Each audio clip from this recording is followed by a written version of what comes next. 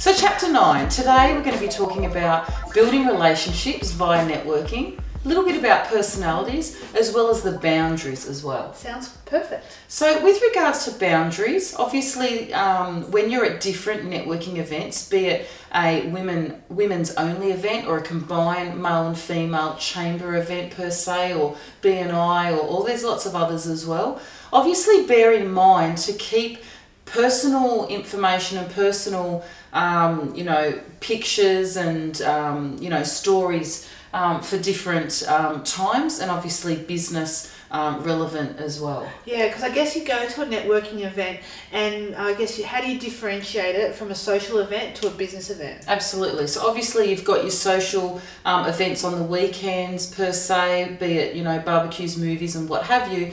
But when you're at a networking event, it's great to have a little bit of conversational, a little bit about your family, but really stick to the agenda, stick to, why are you there? It's really about promoting your business and really having and hearing them with their business as well and how you can work together. Yeah, and we're not saying that personal touch is irrelevant. We're just saying that there's a time and a place, because really it is mainly for business. Absolutely.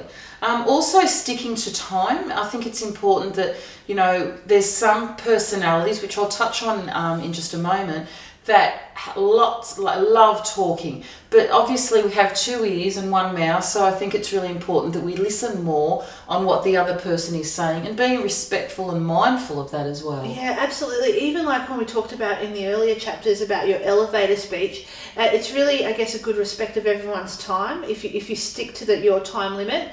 And people often don't appreciate when you do go over time. And I guess like little things too in terms of boundaries, making sure your phone is on silent, making sure you're not leaving mid-conversation or even talking while somebody else is talking. Yeah.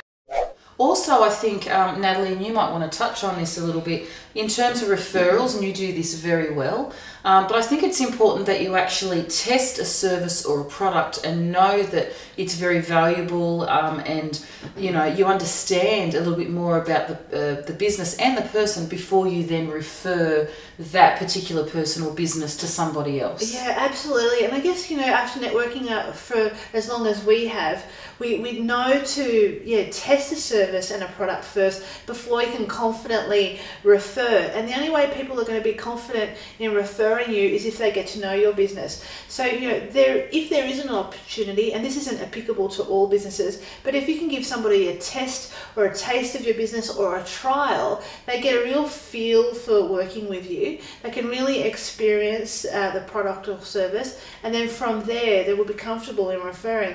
But it's very hard to recommend somebody if you don't know that business. And it increases, I guess, that comfort level, because once you refer somebody, it's really, I guess, a recognition of your integrity and a reflection of you, because you wouldn't want to give a bad referral, somebody's had bad service, and then somebody's going to say, well, thanks for that referral, it wasn't that great. Yeah, well, definitely is a reflection on you, so I think it's really important that we work that through.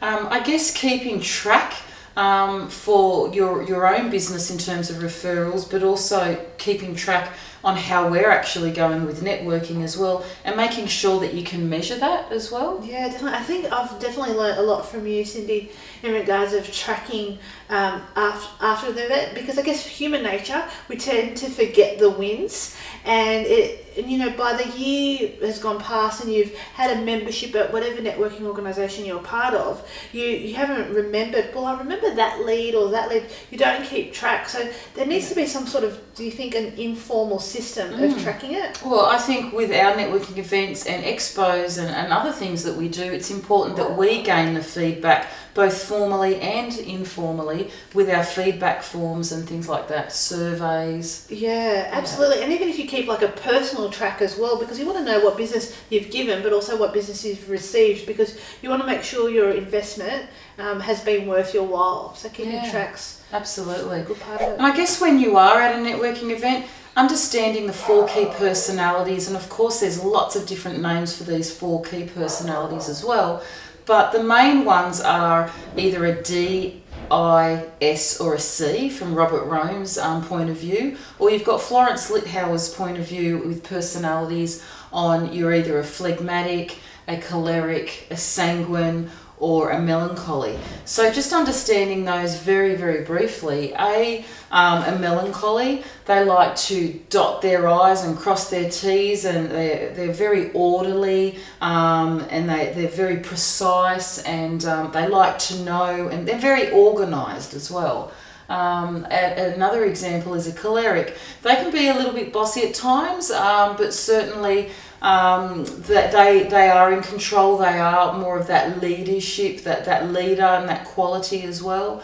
Of course, a sanguine's a bit of like the life of the party, so it could be the life of the networking event, and a lot of it is about them. And of course, you've got the phlegmatic, who's a little bit more reserved, a little bit more shy.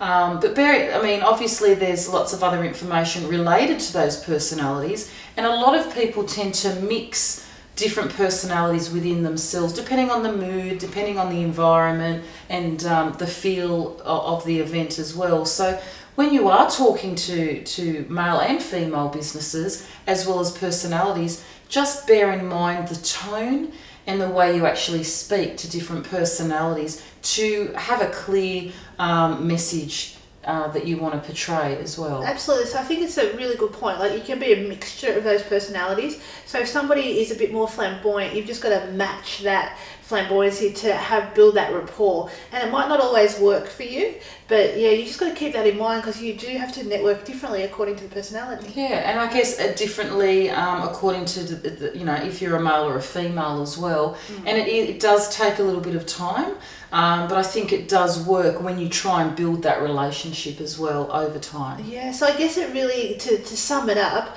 with, I guess, relationships, it's hard work. It's not something that just eventuates. Yeah. And you've really got to get to know who you're working with, and once you get to know them, then the business and the leads and the referrals come from that. Yeah. And then when you're at a networking event, being able to identify the different personalities. And I guess we can't cover it all now, but maybe, I guess, the homework is to do some homework on different personalities, find out what personality type you are. Absolutely. And how you should relate to different people in different situations. There is actually a tick list from Florence Littauer's, it's a yellow bright book called Personality Plus, and if you answer those questions in the first, I think, 4 or 5 pages, it will actually tell you what type of personality you are. And probably 99% of us are a bit of a mixed bag, but there is normally a stronger side of one of the personalities that you have. And it's really good to not only help in your business life, but to help in your personal life as well. Yeah, definitely. I think that's a really good part of networking, which we haven't covered before.